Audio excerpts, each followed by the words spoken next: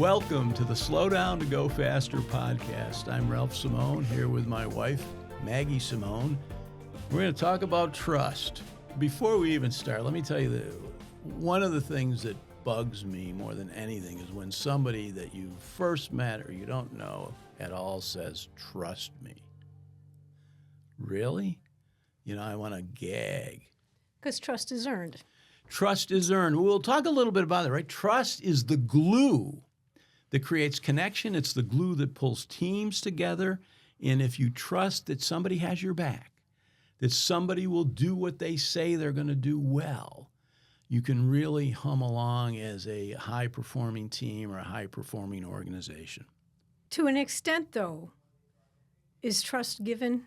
I ask that only because it just occurred to me about like teaching my students or with my students in exams or papers. In the beginning of the semester, we have to talk about plagiarism with the internet. Internet's made it very difficult for kids to know what they have to cite and what they don't. And unfortunately, the punishment for unintentional plagiarism is the same as it is for intentional. Really? Yes, you can be expelled for it. It seems harsh. I remind them when we have this discussion, the expectation is you are not going to intentionally cheat. The expectation is I trust you to use your own words, You are just framing the essence of this chapter. Yay, me. Trust is earned and trust ought to be extended. One of the biggest challenges for leaders in any organization is scaling the organization. If you're going to scale the organization, if you're going to grow, and if you're going to grow effectively, you need to extend trust to people. You have to delegate. You have new people coming in. You've got to give them a little leash. Maybe it's not as long a leash, and trust is earned. So I think this is a both and. And I also think the challenge for me personally is to be able to extend trust when trust has been broken. I think I quote our managing partner and friend Kathy Gaynor in this chapter. Kathy used to challenge me a lot when I was not trusting somebody. How will you allow them to show up differently? And I think that's part of the human condition. Sometimes we may have been disappointed by someone, but we're still interacting with them. We're still in an interdependent relationship. We need to be willing to extend trust to them. But as individuals, we also need to be willing to earn trust of those that we lead and serve. Right. And that's almost on an individual basis sometimes. I mean, if someone breaks your trust, depending on what they did to break your trust, they're earning it back might be an impossibility, but it would definitely be an impossibility if you're not going to give them the opportunity to try. Yeah, and I think if we eliminate some egregious act that may not be recoverable from, I think everything else is in play. And I think one of the things that gets in the way of trust is poor communication.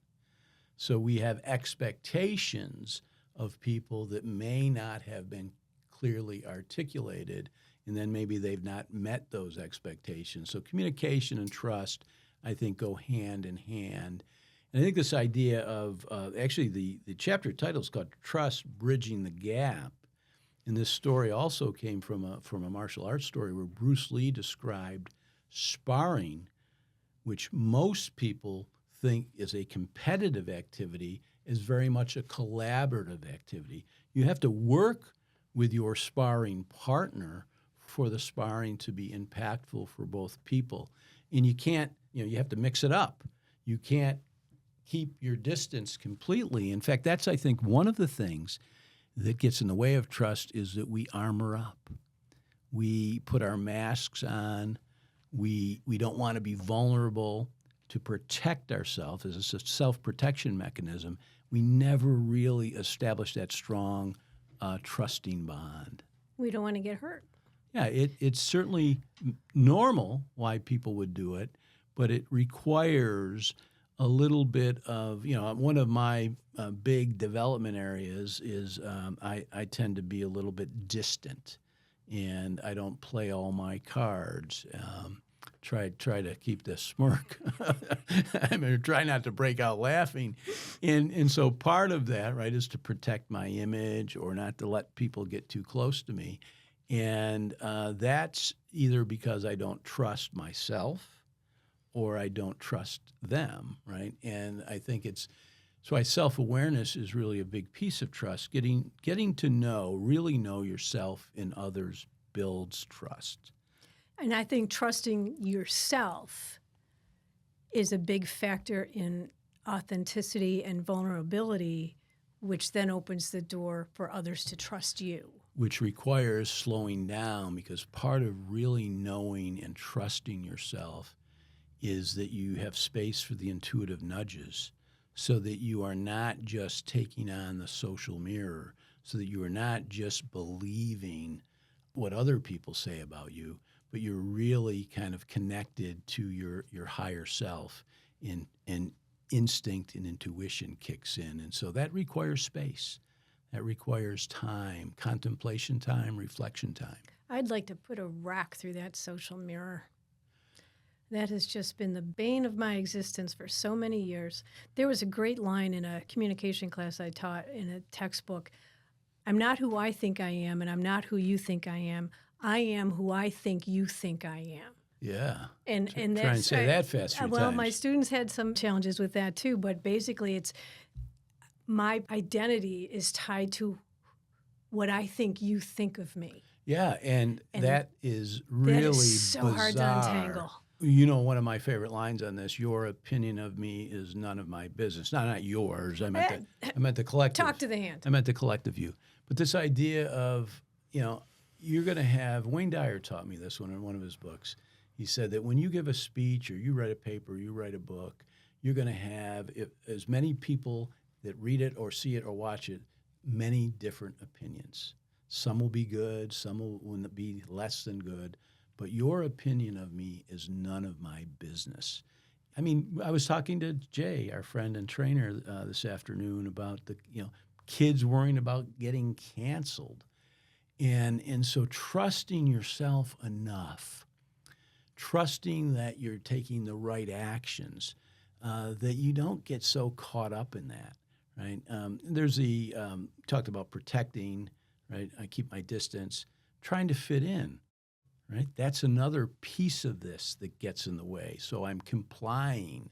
I'm trying to fit in. Now, there's an element of that builds trust, because if you're part of an organization, part of a culture. But we really need to earn trust. We need to extend trust. And I think a way to do it is to really get to really know ourselves and others. I have found that gets easier with age, I think.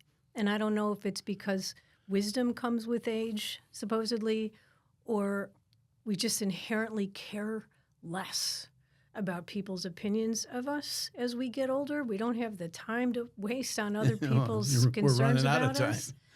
I'm in my 20th year of teaching, and I remember my first year of teaching, I had to learn to dress to hide my sweat. I mean, I was so scared. I was so scared to teach. And I would still walk into every new semester a little bit nervous. New group of kids, is it going to be engaging? Are they going to want to be there? But I don't change any. I mean, I am me now.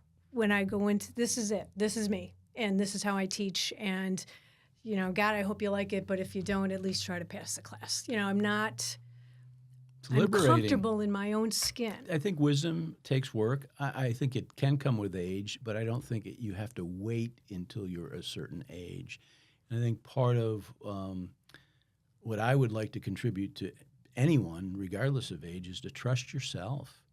Trust your gifts, and don't be afraid to extend trust to others. Give them a chance. Take off your armor, take off your mask, and engage in the game of life and learn from the experiences.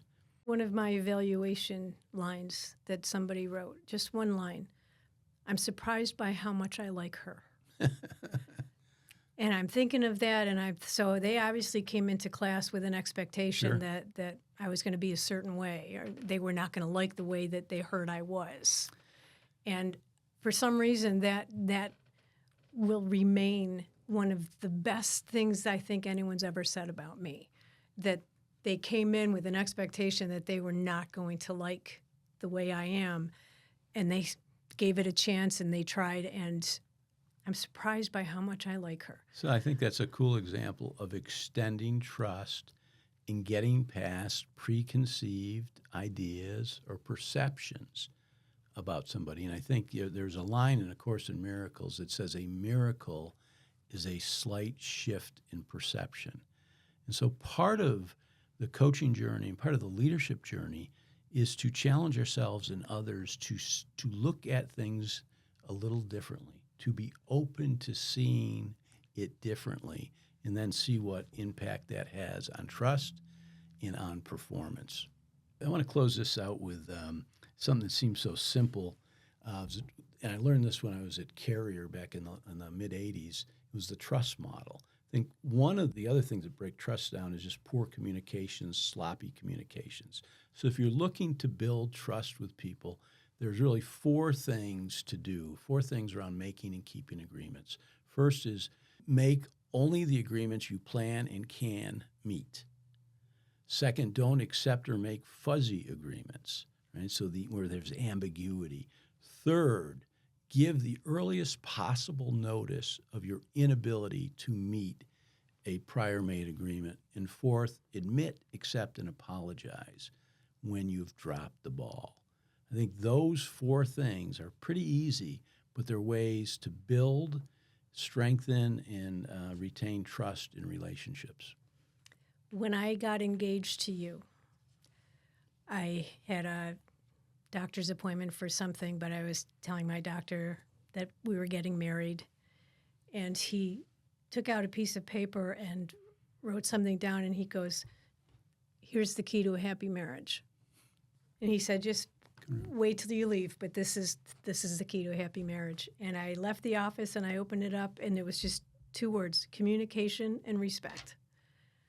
And I've never forgotten that, because it seems like everything in a relationship, whether it's you and me or us and the kids or me and my students, you and your clients, all comes down to communication and respect. The trust comes from there. The connection comes from there. It seems like everything comes to those 2 things that he wrote on that piece of paper that I still have: communication and respect. Very nice. I should tell him someday it worked, Yes. at least so It's far. working.